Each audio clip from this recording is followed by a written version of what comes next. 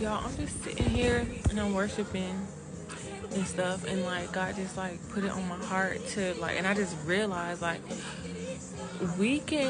God can give us a promise. He can show you the promise. You can have dreams about the promise. He can confirm to you what your promise is. But y'all, the only way that we can get to that promise is being obedient. Like, you have to be obedient. You have to follow suit. You have to follow his will.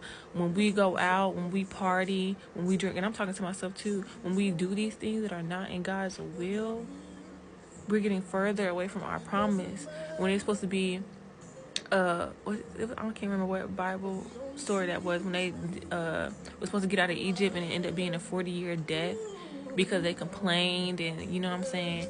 So it's just like the only way you're getting that promise, well, the only way you're getting to see God's other side is if you're being obedient. You don't get the promise doing your own will. You don't get the promise doing your own thing. You don't get the promise living in sin constantly. You don't get it. God can show it to you. He can show you, but it's if you follow his will. If you give up your life for his. If you surrender. If you praise. When you fast. It's all of that. So I'm just sitting here and I'm like, God can show us that we're gonna get this promise all day long.